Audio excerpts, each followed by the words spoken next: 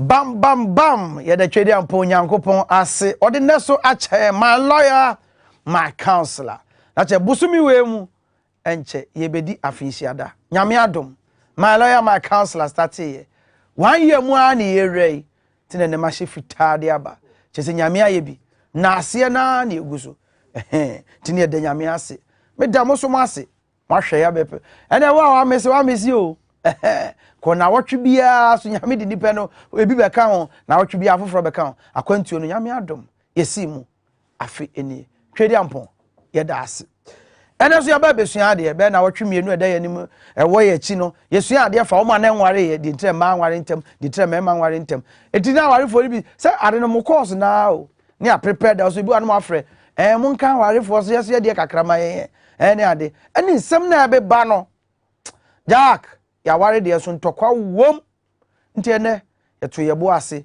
hwehwe mu a nyame adom yenya counselor papa oye bishop doctor wasa tro book a ne ngoma ne fa warefo ho ti book na wi a memena chen ba bia ibenya bi how to maintain your marriage wow eni atwena ba why so for panyi pa san me boni di a kire no me emfa nkura nhyesem emra kura answer mosofo dachi no fo so agiman eni na wotwetwa mu ne nkura nhyesem no yefa no Job chapter 14 verse 7 awokan se duampo ye twa so a eni da so ho sebe fefe there's hope for a tree if it's cut down duanimpo o wani da so si ye twa ne so a obefefe okay ko wanim kakra wo se na se ni hini enyini ye mmerempo a oti ensuo ka oti ensuo nka eduana ye twa so no se ni hini ne go empa ni se dua die ebebu ato eti ensuo nka esa afefe biom how much more woni pa wote ase owo nkwa wunya nwu ye chese enidaso e wo homa wo edua se the bible na kwaka no even a tree dua mpo e chese dua wummu soko dua yewe dua ye twa ese eye ne bidie kura no ye twa so a ogene wudi se yentu ni yini ne de enidaso homa no e chese wummu ya enidaso homa wo timesra wo nyo na adi kan a wawie school wunya adwuma anye enidaso homa pe bibiye nyo na edi kan waware emu aba problem enidaso ho sebi nyo na edi kan waware kra ma ware gya ya aba dabi enidaso ho ma enyo na wudi kan a sebi bibiye free wunsam nyo na edi kan eyi wadi nyo na edi meme ya mbobɔ ni nyina aso duampo se wote nsuo nka eche se woda so won kwante ase no hu se enidaso ade a mempese ya obi a wo hwɛ me wobɛka ni se minyame kume ho dua empo Bible ni kan yi how much more wo tinwi wo nan koba nyame adum hu na de sabi ye nuanu me hu na de kora na nida so omom sori ye niema ebia sua de doctors ni ade how much more wo duam po e nida so koso agidi koso abompaye koso anya rehim koso agidi se wo nkwa no wo ade enku ho eni hu awu life no afurusane se ne na awo foma oyire wo pepa wo sori a ochena obewo soro nyame nka ho se otinsuo nka na nidaso obema ene nyame ompao twedi amponte ase bunkotodwe konanim nyame ma bre me ahoode menti ma afanye boa me obeti no aboa nyame nhira okase amen thank you we encourage us ene bishop anim namte ti we yanka ne kase bishop akwaba thank you. Oh, as in Christ as a bishop was me. Oh, the bishop and me uncle. The Akababa to us was sorry. Caught up going is a Jama bishop, and that's as a my lawyer, my counselor. Bishop and a bishop there, Asari Morris. I know and that the bishop was already in the wow. That's where the Abundant Life Family Church International. Abundant na life na kanwa. Also the family abeka Church International. I don't know if di nu mienu pe. Ni nyina e direct ekobotaya nyame de amaye. Okay. Asasafo no. So we are working around the name of the church. Oh, okay. To have an abundant life, abundant prosperity, long life, and build a family. Family one day here, no prosperity ni so ti my lawyer makasa dakore be sa be no Bishop ye dance pa ye so ye busy so ye frɛ waba course na ba ni production ye trance no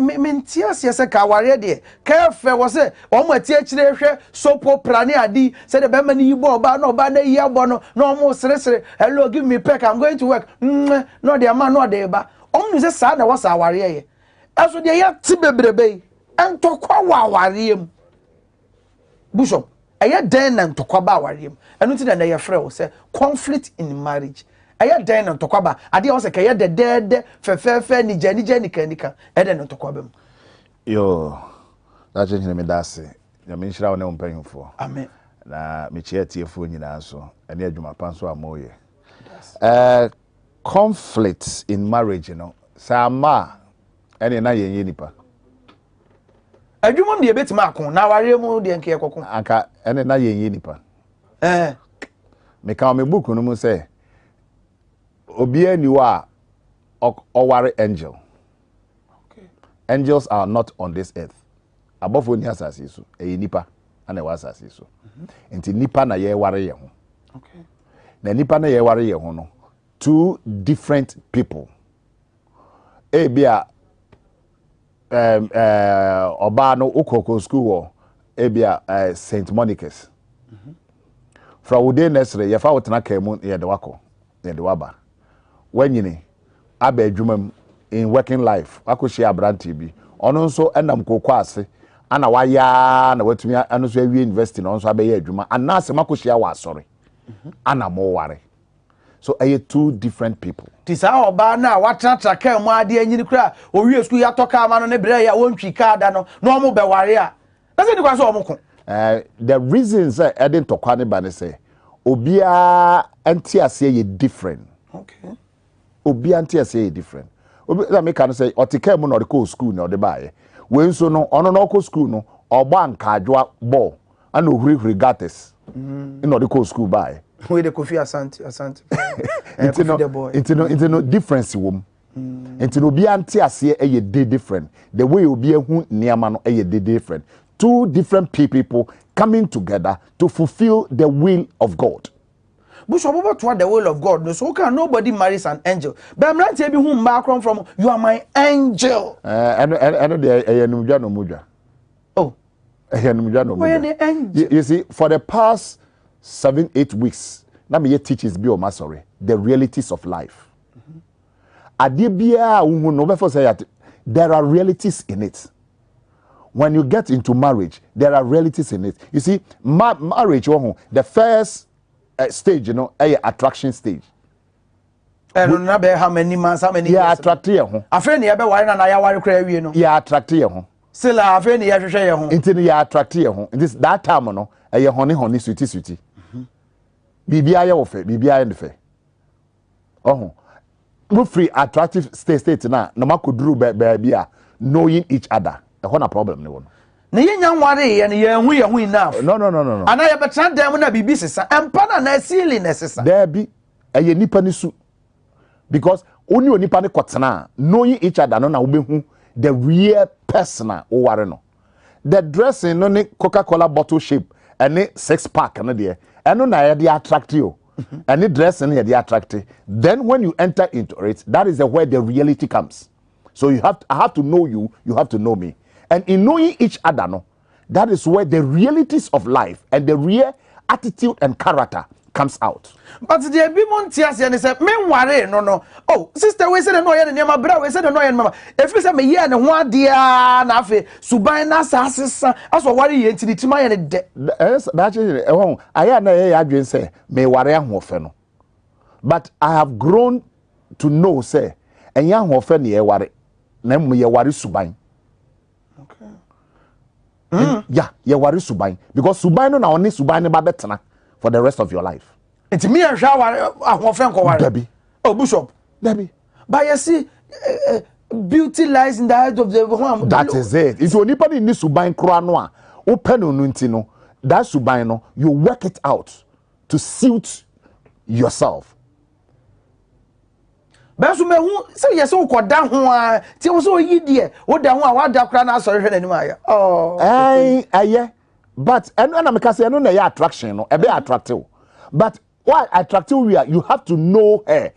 She have to know you. And knowing each other, no, that is where the character and the attitude comes out. That is where the problem is. Wow. Maboni dimba kumensa moni dimbi Kofi Asante. Sister Biba ha wo hwe abranti onyanware yo. Wo hwe sister no si we bi no pe. Si wunyanware ye mpo. Na so pewe. To no no hwe no mo hwe no nkoware. Wo no kware, you make a big mistake in your life. Na abranti uti o ye cameraman so. You make a big mistake in your life because so wo hwe no kware wie na se esu ni ban no. Eyi adi a wa hwe ni a obeto nwirem. Baby so bu ka suban ba se bi so obi a wanyini na wonim dress fine ne ade de. Enye no ne de ware, ye fa dressing ware. Suban ne de ware. Wo ye lady. Ai, oye be lady, but we say esu ni ban no be pie. Wo ye corporate lady. Corporate lady, yes, but corporate lady no owo ni su, owo ni character, owo ni attitude. Wo ye banker ke expect so no kra do babo na yere da. Ba na yere na bi ogege ni nti na ma okobbo no. Nti no esu ni ban no enye yi adi a. Ehwo no na aho tempering. Say ye be hwe ye temper. Ye be hwe ye kasa. Oh, these are some of the things in my book. No, I spoke about the pillars of marriage. Okay. Respect. Ye bu ye ho. Oh, and self-control. Cause ye obia wa temper. Obia wa temper. Inti no ye nhwe say ye be ma ye temper ye be ye ho adwuma. Eti bishop ye be wi a wo de eno no me inu say no be ba na abewie. Eti die na de ntokwa ne ba. What the can number 1. Self attraction stage. Yeah. After that, know me, you know me. And we take it how long? Near the behu no. Ebidia, obidia crap, obia worry 30 years. Still, they don't know themselves. 30. Still, to me kakra. Yeah, omokopa. Aye kakra pa.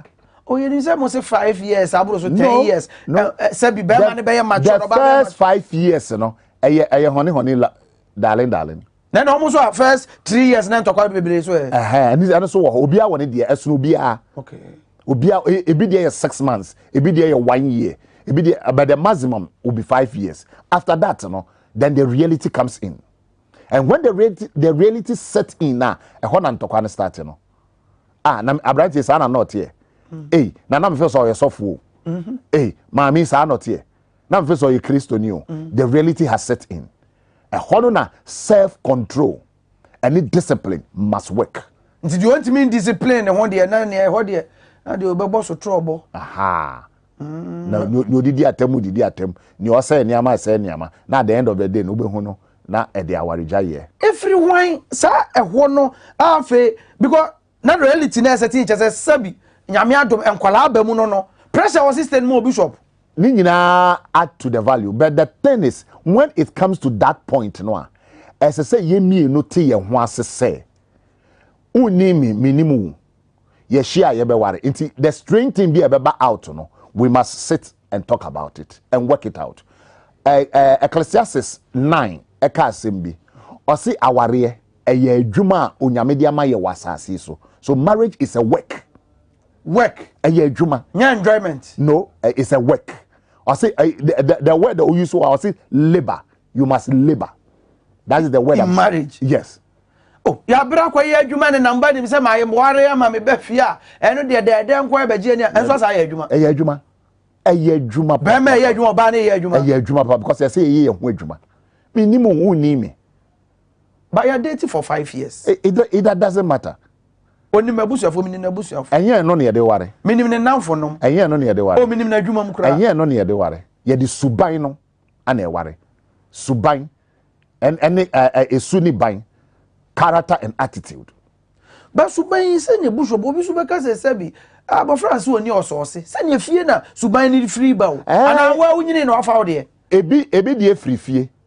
Ebi de nso efri enamfo mu. Ebi so unyini ye na ono nso afa. Ebu has situations offer mu eniama awehu ne past experience nti amana cultivate certain characteristics emwa no ana obi won so ebi abema bi one ne nante ye oba bi one ne nante ye ne oye no nti no the next person obeba no ono no ba be suffer. Wow. Eti na no e ma time wo bi ye suban ho ana ye de ebetimi. Thank you. And my time will be here pa. As parents, oba na eba no niam bi wo ho a esesa wo hwe. Wan hwe ni yi a odi nyiri pe ebeka ho. Me ba girl baako. One ne asa onya bie na no kasa pa o se meye se meko. Okay. Oh, tell them guys no that word say now the free was ase no. Wan hwe ni ekohia ba me uka se na obebo so tro. Hey. Se bia fansu ma me se me de ba. Okay. Obefo se bia se twi no ntia ni ye ka brofo anka. Enti no esesa wo mani hu say that word no is not good. Okay. Men ja ne se one sa no te. Thank you. No de ko. No de ko. Ntia ya o say esimesi de sa no te. O esimesi de sa no. O de sa no de nyini. Nti o de ko ware a na fa akoye problem. No say sa na te. Obi antumi nka na asem. Na wa ye chenchen. Na o create problem. Aso okay bishop menya course be 3 bia omo manage tum se me parents amoa me sa de we na me ye no me fa ne se me de sa na me te no mja me se sa na me te. That is a big mistake of parents here. E to de ko aware so ni kuru ya bibia me de sa na me te o me papa kura nka manim o na wa be ka manim me de ye nhame so o ye nhame so ai oba bi wo ha sa no on pension so ye nhane so oba bi wo ha o ya ade a on pese obeka che ne si jai there be and you enyo esa o hwe ne sa because sa na ya hwe ne free ni kwada brem tie no de bia be ma no mum ko fom mana na sa na oba bi wo ha sa no te na sa wo ye be ma na kwase wo de na si fom a the bia there will be fire in the house. There will be conflict. That is a nije ma ware anymore. At all. Eti ntokwa no de eniema bi na etwetwe de ba. Asai suban. I say suban no niam etwetwe ba eye ebi no ene say mentna ho ma ye nyem sa. Mentna ho e ma ye nyem sa. E wa ware anymore. E wa ware anymore. Ubasan ke yete ye ho ase ne tim. Ada na mentna ho me nyem. On first say ebi ha na make say past experience nti. Obi ha ne wa fa mu nti. Nti esa no a na the new person no a oba no ono no ba be sofa. Ono no ba be sofa. Ti say oba fight for the right. Oba fight for the right. O kan me so me kan. Because first me din dodo. That is it. E ma ba ko bi. Yes, and obu ani boyfriend bi and abi bi ni ade nti no wa ye aggressive, defensive.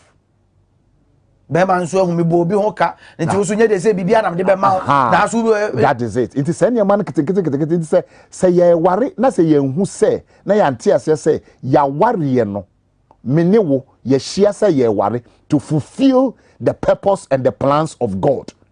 Na ya ma the God factor no am rule your character and your attitude. I tell you, we will never have peace. Wow. That is normal. Now, secondly, marriage is so ya idea be a bonsam na ni ho. Oh yes. No we fan ho be. Yeah, bonsam na ni because it is said one of the powerful institutions that God created himself. Tin tokwa wa ware mu bi no. Aye hunhum asem. Bebre.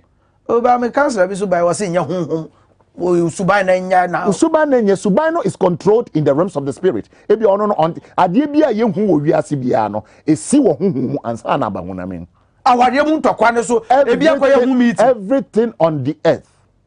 Bibia ye esi wa brabo mu no.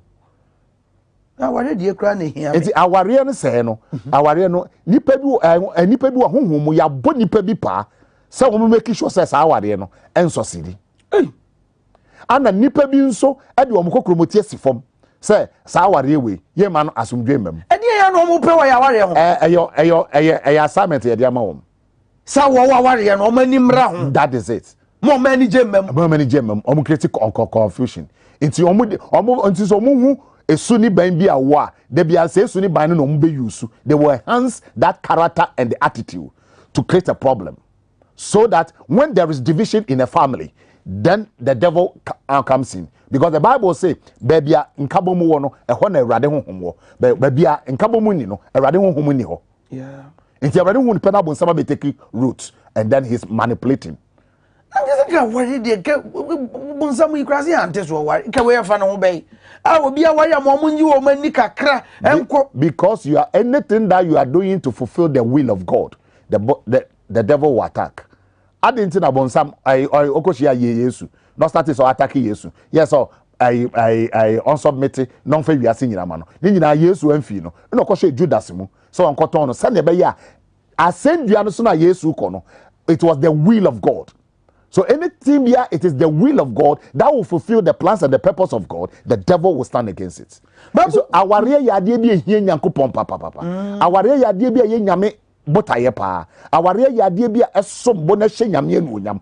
Our ana eto Nyame abodie so. Okay. So the devil is mad at it to make sure that the will of God will not happen. Ba Bishop obi beka say na makwa asori abompa me ni me kru nyina ye Christopher ene aware de bia ye wo haw ene ye tete ne enya ni je o but sabi bra this sister here one next door neighbor omo nkwa asori be so omo kra do omo nta anko. Thank you. Bonsam on ha ne ho ewo omo a ewo ne camp ho. Bishop on ha ne ho omo ewo ne camp because ono de owo control omo so dada.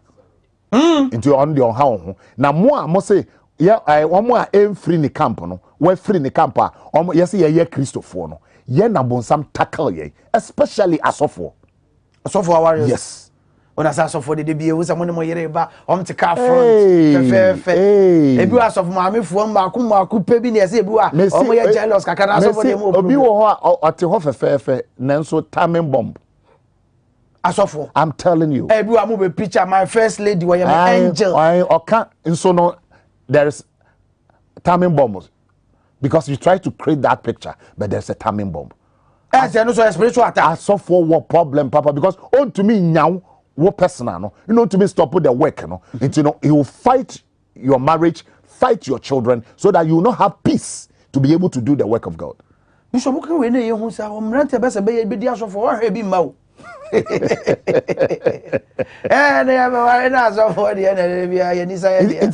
a marriage there, but some ohiti everywhere. It has no barrier. Whether you are the president, whether you are a politician, whether you are a lawyer, whether you are a pastor, whoever you are, Bonsam has no limit. What are you no? Aware no. It's a good ana. That is their mandate. Oh.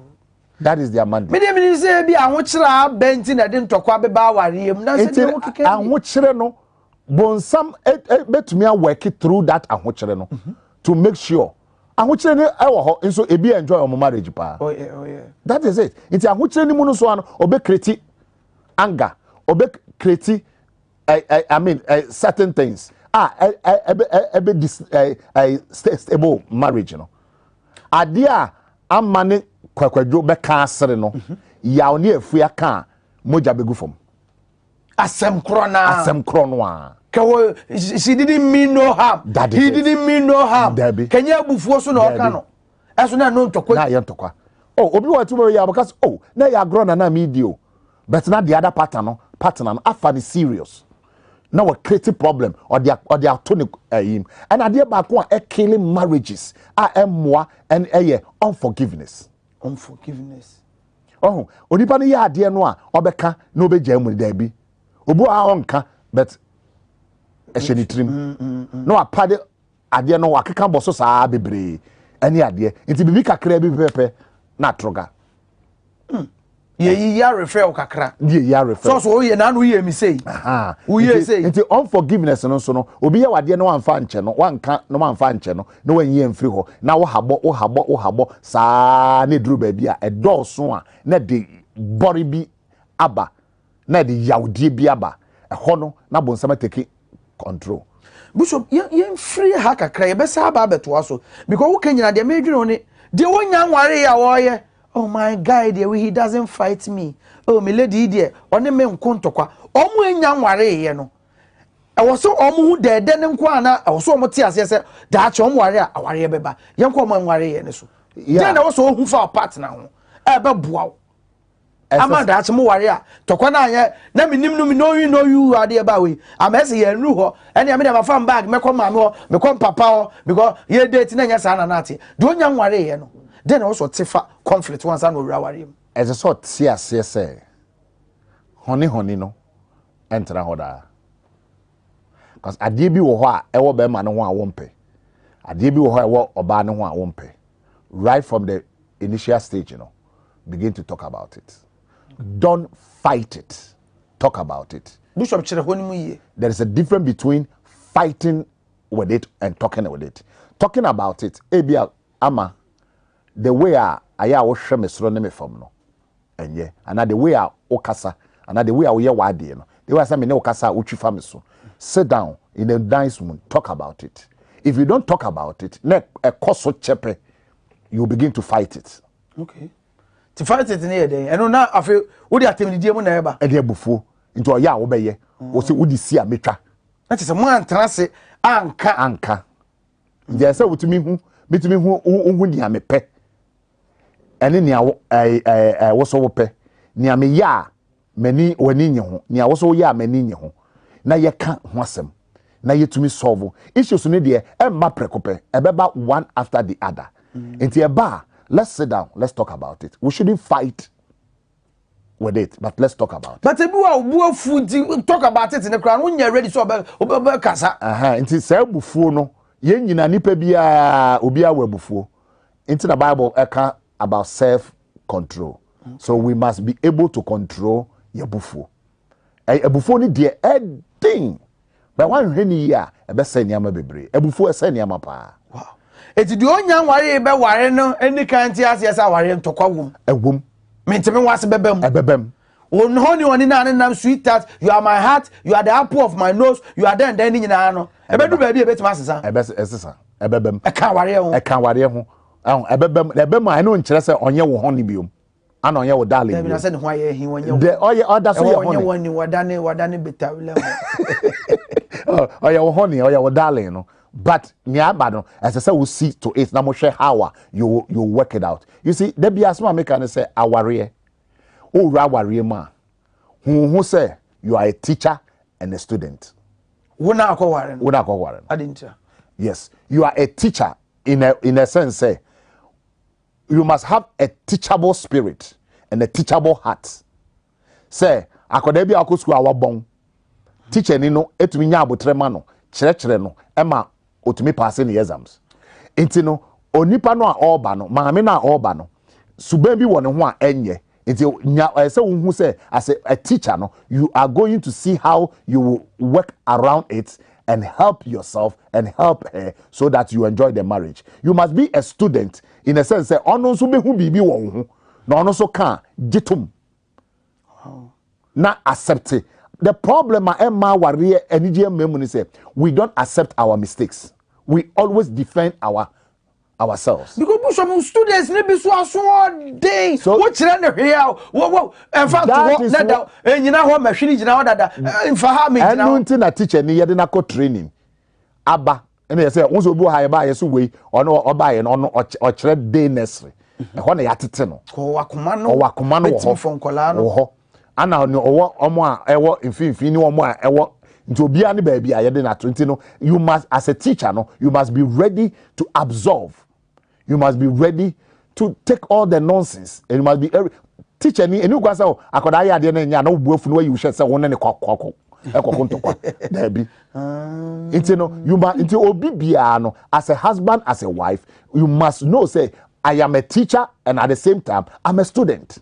So I must cultivate the attitude and the characteristics of a teacher and also as a student. Say ye chrema dia minyin to mu se minim ana ye chreme.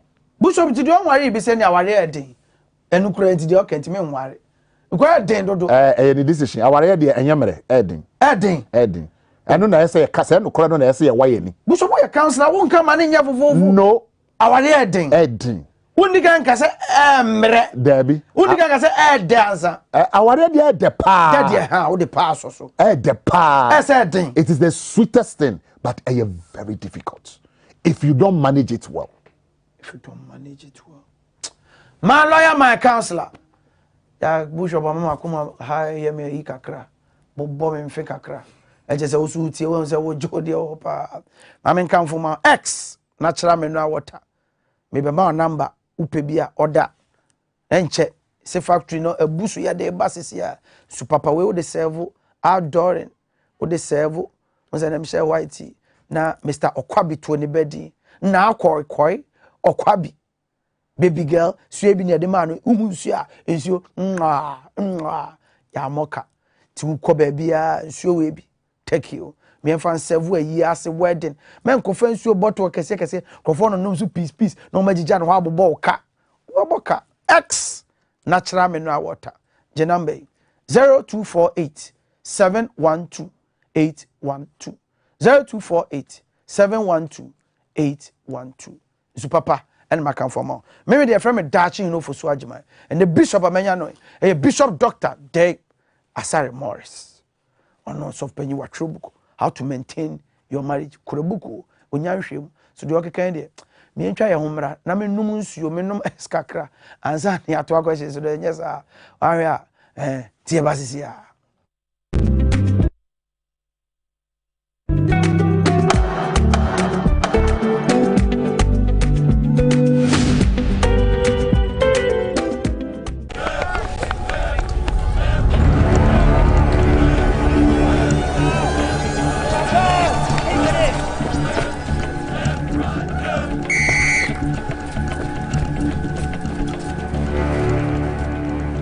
We are one man short. Should we invite him?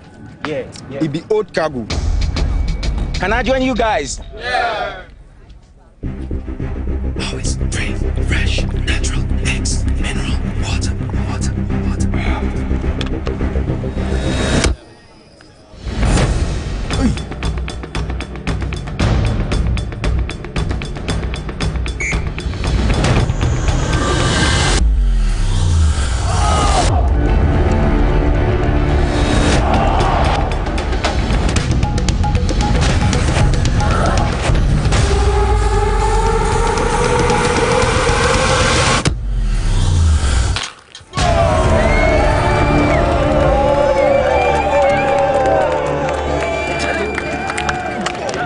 Still got it. Always keep hydrated naturally. That's my secret. Manufactured with the primary aim of preserving nature's finest minerals necessary for a healthy mind and body. X Natural Mineral Water. Simply natural.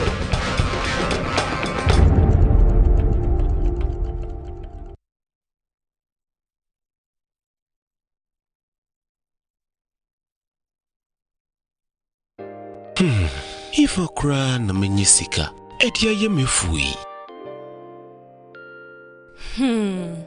Ehin fa na menya bosia, edia tre medwuma yimu. Kai kra mabre, me busia ato taxi fufu. Suhum Rural Bank.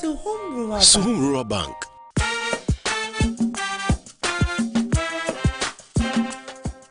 Yema mwakwa baba Suhum Rural Bank. Ye won hyehyɛ ahodo bi te sɛ dwadifo abosia, ekuokuo abosia, susu account, ene da so wɔ hɔ savings account, me bada chain savings account, ene de akeka ho. Hwɛ Suhum Rural Bank was 034229186. Na won so wetumi aka sɛ Suhum Rural Bank. Ama ene mayeka owner. Suhum Rural Bank. Enti me pa minie. Suhum Rural Bank, growing our heritage.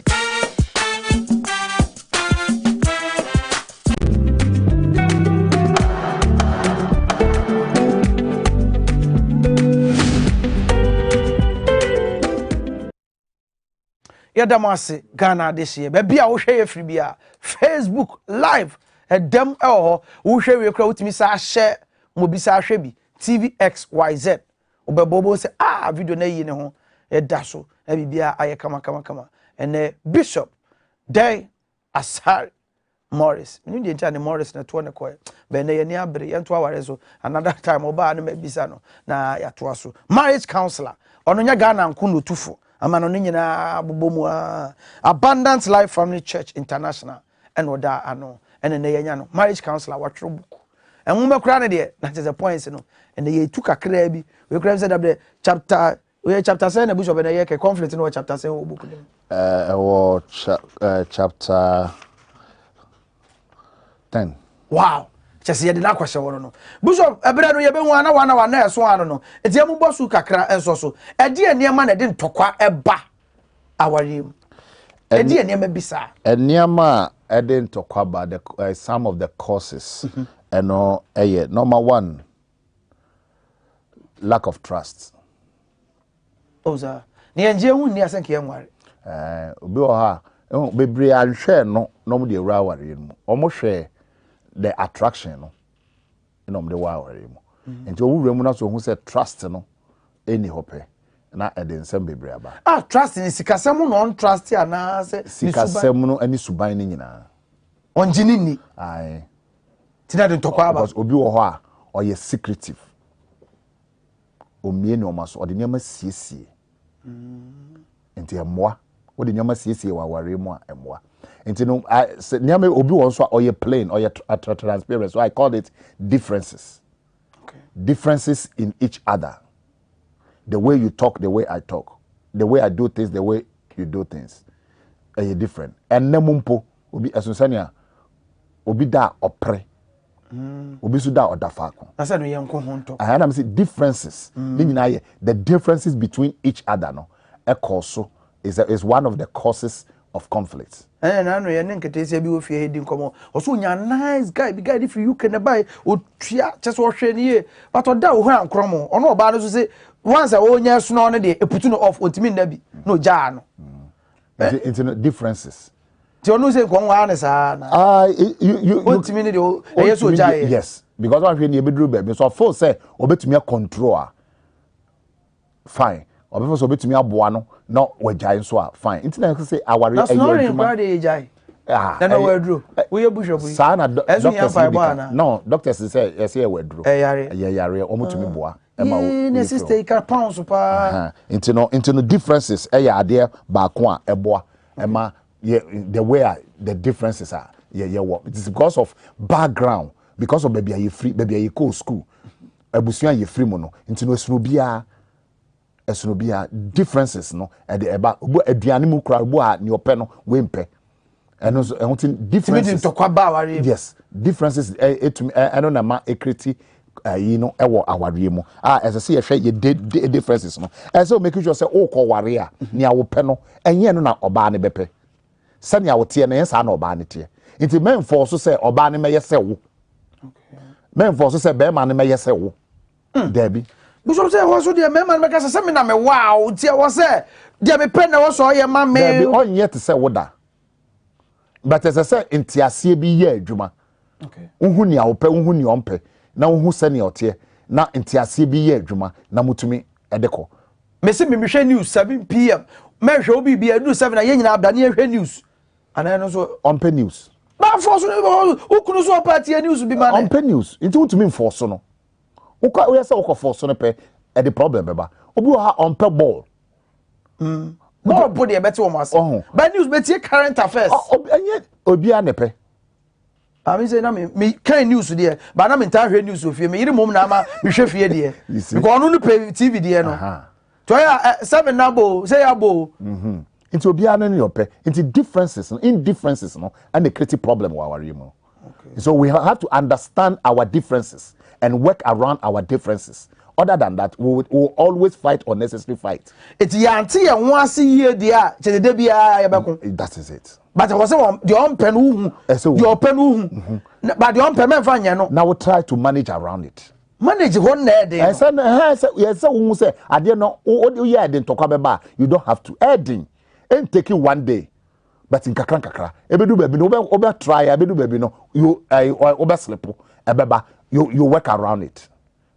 So marriage is management. Management. O manage why? O manage woni oba no so manage woni bema no. Manage. On tell you so enjoyment kesi obusho basa de no wo mane ye adwuma. Adwuma because adwuma so de wo ye na wo ye ni ye a na wo enjoy. Na one ye ni ye you cannot enjoy. Okay. You labor to enjoy. You enjoy for the rest of your life. You enjoy it. Because we ye ni year. Aware as a san shebre. A bit must sound shebre. Yeah, Mr. Ye the fans. If you am to be a warrior and chair, Prince New William, just on by Omorenga de Chre, Yako worry. I face sisters on them call lunch chroma JJ. HSL as for my responsible with you. You have to. The near maybe we hold no more. So into indifferences. And number 2, a selfish desire. Selfish desire. I know what you say, Bishop. Near me penny. Meti me phone so. Me yere ne me kakasa. I am so addicted to the phone. Into ade okasa no womfi no. We are selfish. But boy ye business of phone so. Business, we are business, but we do fear. Fear time no. You need to have time for your family. You don't have to be selfish. Say wonko. But also who say enam de ko peskaba mitwe nyina eye office work. Our enye sika nko a. Oza. Obi ni sika ba na yere edone pa. Obi ni sika ba ni kunu pene pa. Enye sika nko. Oh bishop. No sisters ye ni building komo. Say oh I know dey kasa. Kura do anka odo kakra o. So odo kitua bi sika kese. I know dey kasa. I'm telling you. Sika ni woman. And ebi also stage no mo no mo kasa. Ebe drew stage bi no. They will be ready to go for anything.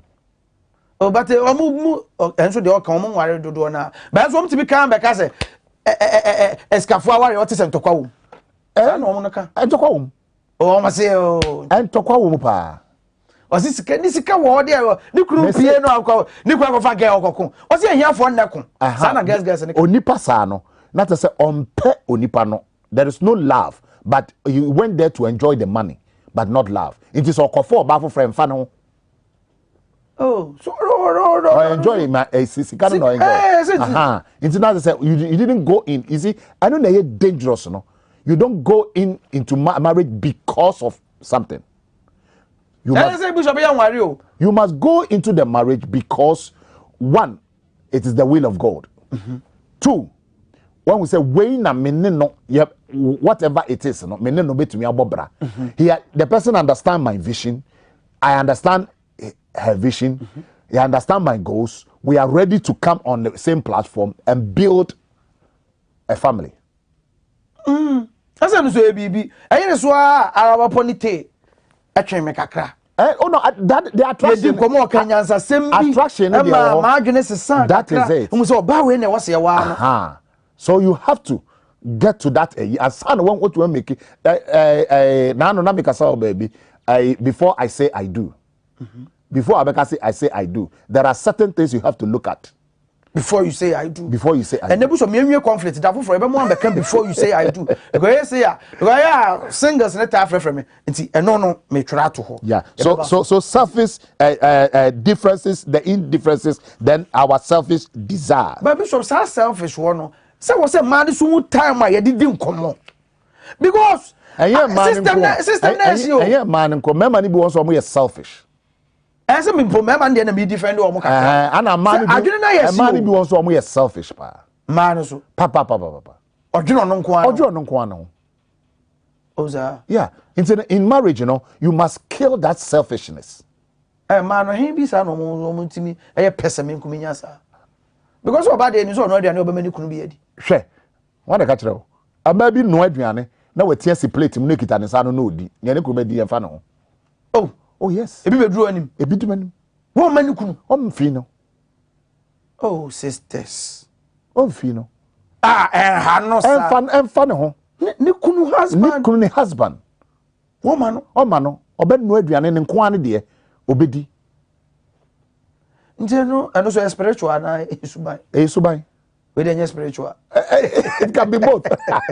It can be both. You see the devil work in every corner. Na show kuna ni mu dija no. Oh, mu dija da. Na be ma na pia koto aduane e wa bonte abedi. So you chop money. Yeah. Bibia wo ho. So on ne nkasenti na no. Yes. Obetumi tra ho no ne kunu I mean selfishness it say why ma de me yenti. Oni tumi ni aka 3 months. No ne to them. Na no say na say on tumi kra fa ne nsa nkoka no mbo no. Na aduane kra o ma obi ni na e dey na okay.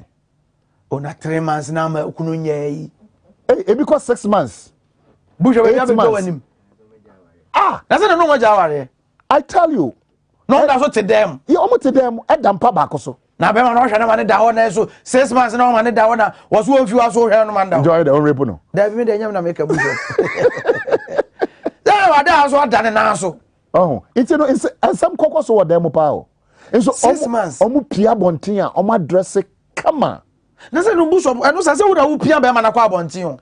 Ana emfa no say ne selfishness nti emfa no onim it say ne ebesi no emfa no obi to be na no actually man say me o de why o pa kona ko for ba foforo wa bonten fa me ho ebi to be ka say ebi to me kasa ni Sara man ebi da so Ghana yeah ni kuru ponko pege oh emfa ne ho so ono ne beda de ni beda de ponko pege ai esida mat mi ka che mat oba to me catch ni kunu na no ga se ma ja aware e ko ai say aware yo onyaye ware na ho aka se onye oni suban batu pa nti oti aware ni mu nti ona o si ho na o pese o ye ba ona de emfa ne ho wow ensem ho ensem ho pa ensem ni bo ha ebu ha esia meti wasa na matema no na ye me nwa bisa se nti nipa Kristo ni okita Bible obom pa ye chen bibia nanso niama esiem the realities that is happening around no you'll be shocked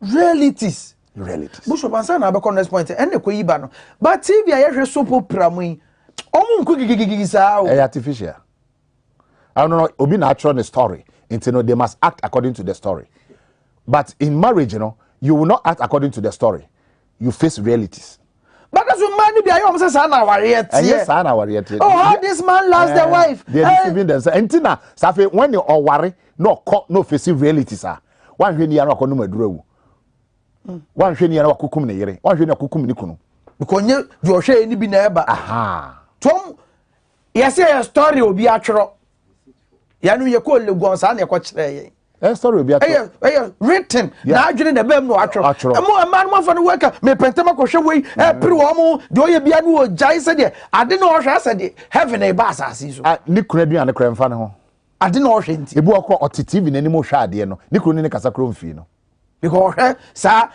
India fo ade ni ade no ase no aware Mexicans so bi ne yere onyakro be compare ne de ai oh ni omo ye oye da but meanwhile onim say a story line in omo follow but in marriage you don't follow story line you face the realities so realities in the can be na ma share points that is it so now before you say I do in the selfishness very important I say yehwe na ye ana afi na also biom ewiase system and what say the world system ye kontokwa etumi ma etumi the problem befi chirim kakramai the world system can be the economy and they say more thing papa na say ni kwase ye ko o say tie won so a detention papa ko say chop money so ate kokko ya me toko fie kokko ma me no wose body ni wose say kokko wo yi for say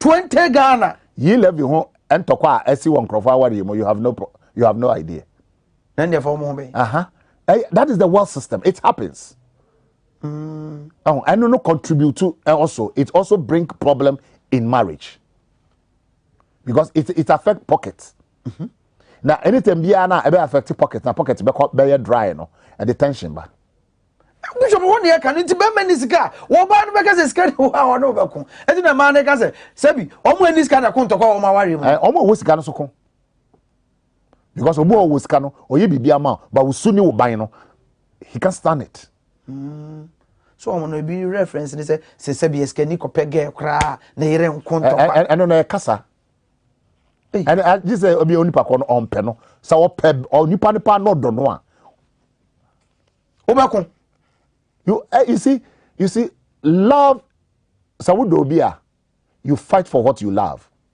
you protect what you love so enya japade o risk ni enti no and that's on no japade no do oh na se ni kunu e wo sika no akopɛ nkonya yere ba ko bi na we wo no madam obekun tokwa it's a welding system no na ma esisi wo wiase no ɛno nso ya ade a na de biso ahokyere koso a se de ne nkrofo ware begugu a lot happen happen pa ana afi so ne toso yakono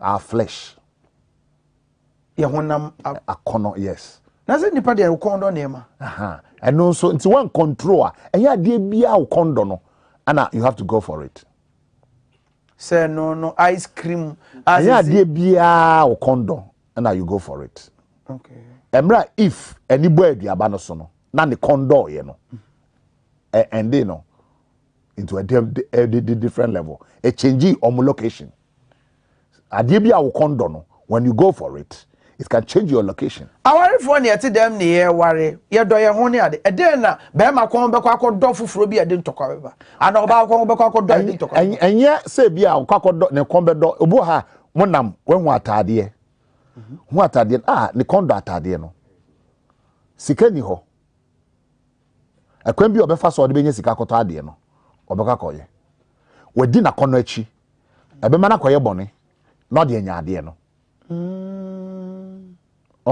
ade a ne kondo ade ope ka we de minyanya awode ni ho se otwen ahohom obenya no de akodu no obefa kwan foforo so na the problem akobre no nti se ma de ya wo kan yi akono no na we wig no mi pa bi ukuru so ntimi nto ho ntokwa ho pressure o se be man ko peska ba bi e de beto ma wo wakono no eso na ade so no wo bre nti we need to control our flesh. Saudi we dey bishop mamembo me rara ba so me kase ware foforo me ko wura boutique bi si yibi kasha baraba me nyo show no be kaguma so ne bo dey do bet me this can I be foforo so wow yeah yiba me nyo show maybe it is so araba ne nyaraba bi mo ex natural me no water ma me kan fo ma ezu papa no ti me ma number Beji bi baby a obi a de be guka mu abro 0248 712 812 my lawyer my counselor ene na yesu ade no aware mu ntokwa yese bre na ya aso buso bobo points ne so ana ezi wo na ye call how to solve it kakra na no back the last one on my 5 no na me dey start here that is the devil. Okay yeah ti ya boy no so it is ntokwa wa aware yem e den na wo se ye bi a ye betimi de so ano na da foforo no before I do ni akambo ni maintaining your mind na you 2 in 1 enti ene no etokwa ba then yenye solving marriage conflict we need to control, we need to have a system to control the normal AC because we are there a bebeba. Number one, a torrent. Torrent. What America da? I don't mean to mean can say. I want to because I bro you need to tolerate one another. So one tolerate here. You cannot control it. Awari mo. O se watch him. Se watch. So be so so. Obe control. Yeah. We have tolerance to each other. See it to be tolerate here. Because onipa no obi wo ha wanyini nti ni suni ni ban no anyini dada. Enye wo na obesesa. Oga say o me besesa no. There be untumi sesa. Bona manasesa. Untumi sesa. Me chere se me be ma. Untumi sesa no. Na de ye wane so sesa. Untumi sesa no. Na wane bet ma sesa. Onu agi so no decide so besesa no ho. Untumi sesa no. Bishop. Yeah. Awale untumi sesa o partner. No. You can't change your wife. Your wife cannot change. You can't change your husband. Unless onu ehun no wagi atomu no decide so besesa no aye ho adwuma. To omo a me bona manasesa atimase abaye de wrong statement. No abono so still o chen obesa. Obesa you the same. No asa abono. You know you solve the problem. And right now you increase the problem. So you have to tolerate one another in marriage. You have to tolerate one another. Very, very important. Number two, you have to consider some things as a mistake. Don't take it as an intention. Okay. Infunso beba. Ti huni say infunso. Huni say infunso. One shed that. Say oh yeah osa. E infunso ne bai. Ebi a ebufo ne bai ne wantumi control ne bufo and o ka asem bi. Sa asem no me use against him or her. But ni da ho no ye bufuo no de ye yawde no de ye yebu ayaw bi na woni mu ebu ha ni bu na afuo ebu abibi na asi. So you have to consider some things as a mistakes. Ofa bibi ase ade we de o sheda no ye ya, you can never have peace in life. So you have to take some of the things that it is a mistake, so you brush it off. Bishop you hu we nteman kan be bo apa ko ebu aye twim chimu. At the end of the day, the crown, a best ama yare, tipayene, a mojabroso ne akomayare. Aware no. Sato to yare ma. Yes, aware the yare ma nipa bebre. Enche mabuku doctor bi ene beba. Eat well, live well. So you have to consider some things as mistakes. Number 3, you have to understand your counterpart. One tenasia. bibi obeka bia na bibi obeye bia obe misinterpret no. Okay. We need to understand ourselves. Wow. Obu ha so hu time oye serious anytime odi agro. Because one here odi agro no ka asem bia no afani serious. Minimum bi asem no ebeto me ni just recently. Omu odi agro ana ne kro no bi na no ka asem bi. Say oba na afani serious. Okobo charge no odi kan ho. Waka ebe no say oh I agro na ye di o. Wonso ehun ni sa. We ehun ni sa. Wow. Wahu. Into hunipa no na tenase. Na hunipa na tenase a ebe maboa ama when how to approach your partner, how to deal with your partner. Then also we because of time until yeah. Oh okay. Because of time so you have to accept your fault. Timema omunjintum so omo ayem fun so dane. You're wrong. Obie ni wo ye superstar. Ye nyina fun so wo ye ho. Whether we bishop, we archbishop, we pope, fun so wo ye ho. That's what Bana also bread on ase. You see, marriage, there be a case of Bana or bread on once. Bearman so I saw bread on once, so now. As I saw bar respecting you, I saw Bearman so respecting a year. Okay. So we have to understand this. Now you're making sure say the fault, no, you better accept our mistakes and learn from our mistakes. Wow. So that we will not repeat our mistakes. Bishop Festival. Na dia kan fan she fridge mu oh hweze da brante isre wo camera na chi a tun se wasua de ne enya wonko ti am so masua bi sa na yenyina so wo fie wasua ba bia wo bia ye da se my lawyer my counselor and no sa adwodwo me ko abobo punches papa adisua de ewu ma ye fa bishop de asari Morris and then the Bishop Chile baby wa sorry way e bi obi be so be sra wa ma sorry ba ko La Paz. Okay. La Paz race course last stop ho. You see Abundant Life Family Church ho. Okay. And back also on my 7 and also assemblyman old assemblyman e fee ho. Ho and headquarters no Lashibi. Okay. Lashibi ya was Shalom Sports. Ho na meme wo. Bishop ho. Yeah, Shalom Sport ho. We do Shalom Sport ho no Kakafe bi wo ye ne wo the same building mu and ye wo ba ko so ofuman tachiman. Okay. And so enkomo ya wo de na bibie upe bishop achi akwan number na egu so no betuma afre 0244 613 me no di nkomo wi a 546 me direct ama wanya bishop so wa ware be yi enti ene wa and ha na brema my kwama my lawyer my counselor ye de ni nyina SC TV team ni nyina me da mo nyina ase nyame hira mo pa bishop ye da ase so say that suke beto aso because and no ama me kra ma dwojo e che say adwuma ampa e wa adwuma ye yapon ba ko YouTube ko hwehwe menwom no Dache Hene featuring Diana Hamilton Dache Hene featuring Rafe uni Peter Moya guys what Dache Hene featuring e subscribe mama nyame hira o afia asomdwe nkan o da se na ebehia good night.